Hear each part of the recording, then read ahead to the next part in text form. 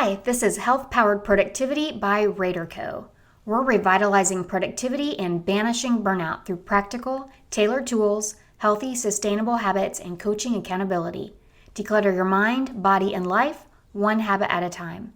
I'm your productivity lead, Marcey Rader, with your next bite-sized nugget of knowledge.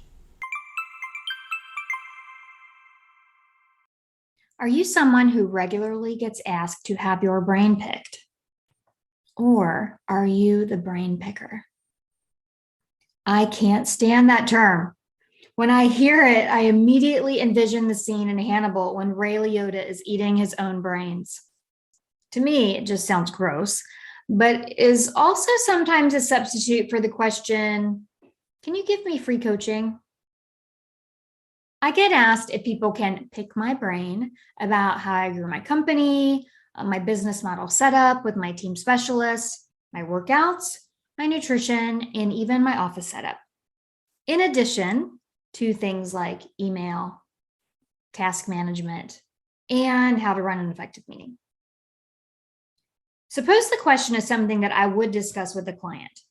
In that case, it's not fair to them since they're paying to get the same advice, nor is it fair to me. You're saying you find me valuable enough to ask the question, but not valuable enough to pay for my expertise. It's the red sweater. Because what I give away with coaching or in workshops are things that I've learned from experience, years of experience, but also degrees, certifications, working with clients. It's pretty much just all in my head. It's easy to think I could just give that away. But if I owned a clothing store and I sold sweaters, my friends, my not so friends, and strangers would never think to come into my store and say, hey, could I have one of those red sweaters? Could you just give me one of those red sweaters for free? Even worse, I made the red sweater myself and I'm selling it. So think about how often are you giving away your red sweaters? If someone wants to meet with me about something that's not what I would typically coach about, that's something different. I've met with speakers who want insight into working with Vistage International. And I've worked with coaches to let them know how I price my services. I've met a couple of times with people who want to know how I determined where my charitable contributions go. And if you're interested, Fistula Foundation, WUNC, and Kiva. I've even set up a few times to discuss my infrared sauna.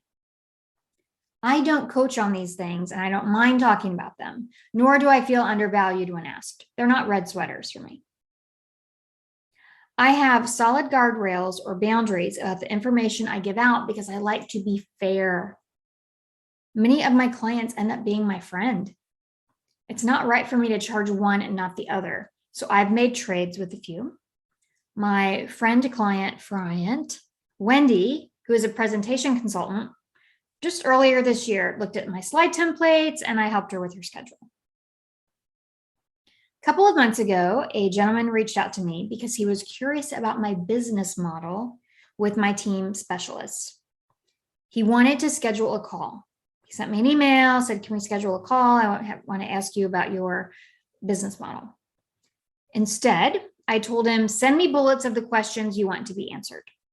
This way, I was prepared for our call. But when I got the questions, I realized we don't need to have a call. I spent about 7 minutes recording a Loom video, which y'all know I'm obsessed with Loom. I pulled up my website, I walked him through my model, pointed out a few things, and talked him through it. After I emailed it to him, he sent me a handwritten card, and you know how much I love those, thanking me, and he had watched it a couple of times already.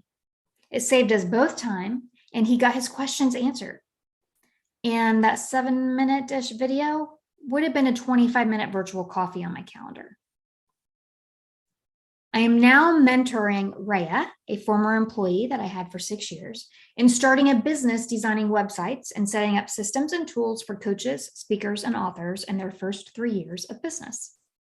We have clear parameters on how long the mentoring arrangement will last, what she will do in exchange, and what I'm responsible for.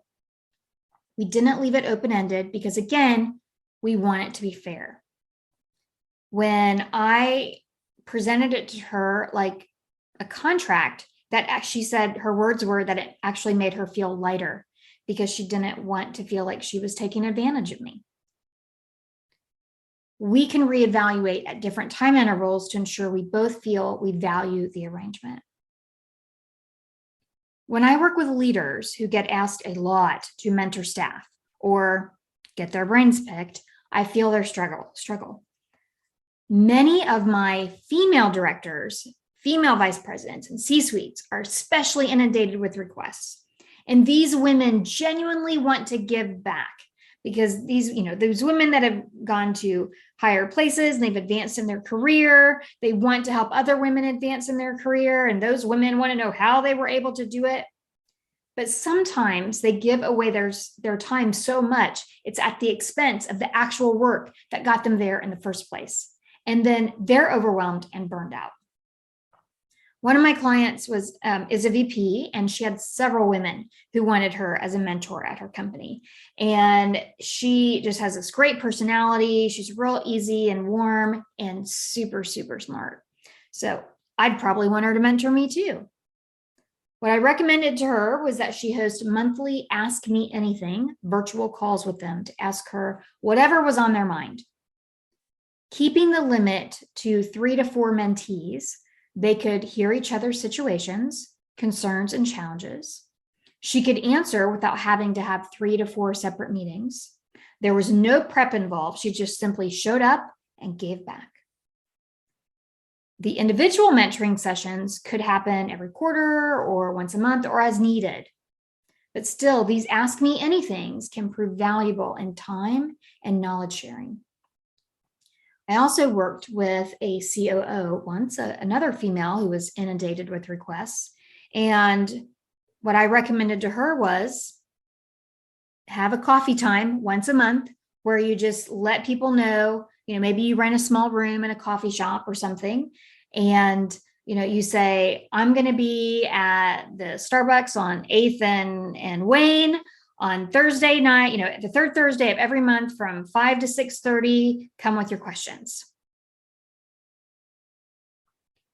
One mistake I've seen is the recurring mentor meeting with no end date in sight and no evaluation of how it works for both parties. Another client I work with was being mentored by the chief people officer for over 2 years and wasn't sure if it was still the right fit. And at some point, we may feel like we've gotten what we need from the person. It's either we move on to somebody else, or maybe we just don't need them anymore. A different type of mentor might even be more beneficial. But still, without a time frame encouraged, we just keep going to the meetings and we aren't sure how the other person would handle it if we told them we didn't need them anymore. The next time you're asked to mentor, which I consider highly valuable and generous, consider if you can make it part of your knowledge share, like with an Ask Me Anything, or a once a month, coffee shop or co-working space, some kind of meeting place where you're just say, hey, come and ask me questions. Put a time frame in place to reevaluate if it's working for you. Give parameters on how you'll be available in between meetings to review items they're working on, or emergency phone calls. When people ask to pick your brain, can you direct them to a unique calendar link? Have a virtual coffee or a mini mentoring session that lasts for 25 minutes and requires them to add in the meeting request what they need help with. Lastly, can you answer those brain pickers via a video like Loom, where you can do it on your own time and they can watch it when it's convenient? If you need guidance or reassurance on using your time to knowledge capture, knowledge share, Reach out to us at Rader Co for a discovery session via our contact page or the link in the show notes. We can't wait to hear how we can help you help others with the knowledge and skills that make you in demand.